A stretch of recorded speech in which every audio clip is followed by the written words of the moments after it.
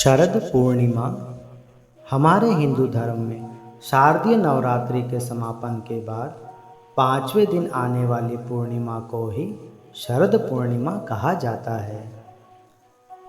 शरद पूर्णिमा सनातन calendar के अनुसार आश्विन माह में आती है। इसे कोजागिरी पूर्णिमा या रास पूर्णिमा भी कहा जाता है।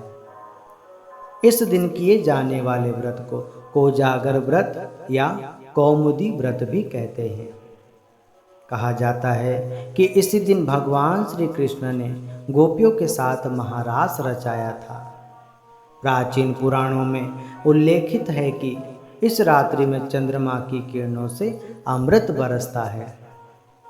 भारतवर्ष में कई जगहों पर खीर बनाकर रात भर उसे चंद्रमा की रोशनी में रखने की परंपरा है।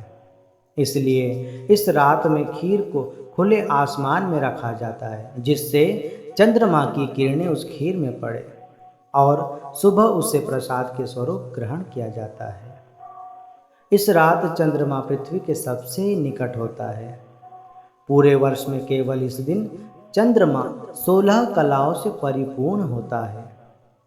शरद पूर्णिमा की रात्रि में भ्रमण करना और चंद्र किरणों का शरीर पर पड़ना बेहद ही शुभ माना जाता है। चंद्रमा की रोशनी के द्वारा शरीर की रोग प्रतिरोधक क्षमता बड़ी मजबूत होती है।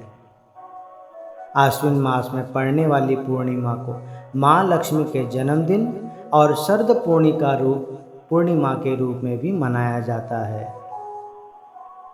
माना जाता है कि इसी दिन समुद्र मंथन से माँ लक्ष्मी देवी प्रकट हुई थी और देवराज इंद्र समेत सभी देव देवताओं ने माँ लक्ष्मी जी की स्तुति की थी।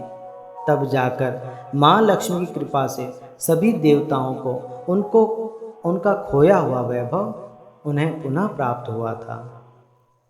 निर्णय सिंधु के अनुसार शरद पूर्णिमा का व्रत प्रदोष निश्चित काल व्यापनी पूर्णिमा के दिन ही किया जाने का विधान बताया गया है। स्नान के बाद लकड़ी की चौकी पर लाल कपड़ा बिछाकर माँ लक्ष्मी की प्रतिमा स्थापित करें और विधि विधान से भाव सहित उनकी पूजा करें। शरद पूर्णिमा के व्रत के दिन देवी लक्ष्मी और भगवान श्री विष्णु का पूजन किया जाता है। इस दिन व्रत का नियम धारण करने वाले भक्त को जीवन में आर्थिक और शारीरिक रूप से लाभ की प्राप्ति होती है। उसकी हर मनोकामनाएं पूर्ण होती है। इस पूर्णिमा के दिन प्राचीन एवं मान्यताओं के अनुसार रात्रि जागरण करते हुए भगवान श्री विष्णु और देवी लक्ष्मी जी का सदा चिंतन भजन और पूजन करना चाहिए। शरद पूर्णिमा व्रत कथा कुछ इस प्रकार है। मान्यता अनुसार बहुत समय पहले की बात है।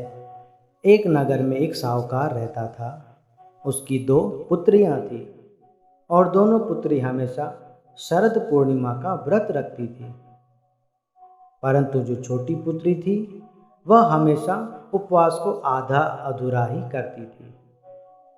कभी उसका नियम पालन नहीं करती थी, कभी उसका विधि विधान के अनुसार कोई व्रत नहीं करती थी। परंतु जो बड़ी पुत्री थी वह हमेशा पूरी लगन और श्रद्धा के साथ पूरे व्रत को नियम पूर्वक विधि विधान से करती थी। कुछ समय पश्चात दोनों का विवाह हो गया। विवाह के पश्चात बड़ी पुत्री, जो कि पूरी श्रद्धा और आस्था से व्रत रखती थी, उसने बहुत ही सुंदर और स्वस्थ पुत्र संतान को जन्म दिया। जबकि छोटी पुत्री के संतान की बात या तो सिरे नहीं चढ़ती या फिर संतान का जन्म होता तो वह जीवित ही नहीं रहती। वह काफ़ी दुखी और उदास रहने लगी। उसके साथ साथ उसके पति भी परेशान रहते। उन्होंने ब्राह्मणों को बुलाकर उसकी कुंडली दिखाई और जानना चाहा कि आखिर किस दोष के कारण उनके साथ ऐसा हो रहा है। विद्वान पंडितों ने उनके दोष और भाग्य के बारे में बताया कि तुम पूर्णिमा का अधूरा ही व्रत करती थी, जिसके कारण तुम्हारी संतान पैदा होते ही मर जाती है। शरद पूर्णिमा का पूरा विधि पूर्वक व्रत करने से तुम्हारी संतान जीवित रह सकती है। तब ब्राह्मणों ने उसे व्रत की विधि बताई व अश्विन मास की पूर्णिमा का व्रत रखने का सुझाव दिया। इस बार उसने बड़े भाव और बड़े प्रेम, बड़े लगन से विधि पूर्वक व्रत किया। लेकिन इस बार संतान जन्म के पश्चात कुछ दिनों तक ही जीवित रहे और कुछ समय पश्चात वह भी मृत हुई। परंतु उसने अपने मृत शिशु को पीढ़े यानी पाटे पर लिटाकर उस पर कपड़ा रख दिया, यानी उसे कपड़े से ढक दिया और अपनी बहन को बुलावा भेजा। बहन आई और बहन को उस पीढ़े पर बैठने के लिए कहा। उसकी बहन जैसे ही उस पीढ़े पर बैठने वाली थी कि उसके वस्त्र के छूते ही बच्चे की रोने की आवाज़ आने लगी। तो उसकी बड़ी बहन को बड़ा आश्चर्य हुआ और अपनी छोटी बहन से कहा कि तू अपने ही संतान को मारना चाहती है और उसका सारा दोष मुझ पर ही लगाना चाहती थी। आखिर क्यों? अगर इसे कुछ हो जाता तो यह इतना बड़ा कलंक जीवन भर मेरे माथे पर लग जाता। तब छोटी बहन ने कहा कि बहन, यह तो पहले से ही मरा हुआ था, यह तो आपके प्रभाव से ही जीवित हुआ है। और छोटी बहन ने अपना सारा हाल सुनाया कि हम दोनों पूर्णिमा का व्रत रखते थे, परंतु मैं पूरा व्रत ना करती थी, आधा अधूरा ही करती थी। आप हमेशा पूरा व्रत विधि विधान से ही करती थी और उसी के प्रभाव से आपके यहाँ बड़ी सुंदर संतान हुए। पर मेरे यहाँ हमेशा इस बात का दुख रहता था कि संतान होती और मृत्यु को प्राप्त हो जाती थी।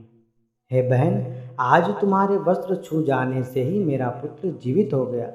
देखिए कितनी बड़ी महिमा है शरद पूर्णिमा के व्रत की कि आपने जिस वस्त्र को धारण किया उसमें इतनी सामर्थ्य आ गई कि उसने मेरे मृत पुत्र को भी जीवित कर दिया। आपने तो हमेशा श्रद्धा और प्रेम से शरद पूर्णिमा के कितने उपवास किए हैं। इस उपवास की महिमा कितनी अनंत है, जितनी भी गाई जाए वह कम है। धन्य है आपकी भक्ति, धन्य है आपकी सेवा। बस फिर क्या था, शरद पूर्णिमा व्रत की भक्त शक्ति का महत्व पूरे नगर में फैल गया और पूरे नगर में पूर्णिमा व्रत विधि विधान से करने का आदेश दे दिया गया। और यदि देखा जाए, वैज्ञानिक आधार देखें, शरद पूर्णिमा को मनाने के पीछे एक वैज्ञानिक आधार भी है। शरद पूर्णिमा की रात चंद्रमा धरती के बहुत करीब होता है, इसलिए चंद्रमा के प्रकाश में मौजूद रासायनिक तत्व सीधे सीधे धरती पर गिरते हैं। खाने पीने की चीज़ें खुले आसमान के नीचे रखने से चंद्रमा की किरणें सीधे उन पर पड़ती हैं, जिससे उन्हें विशेष पोषक तत्व खाद्य पदार्थों में मिल जाते हैं, जो हमारी सेहत के लिए बड़े अनुकूल होते हैं। बोलिए श्री लक्ष्मी मैया की जय।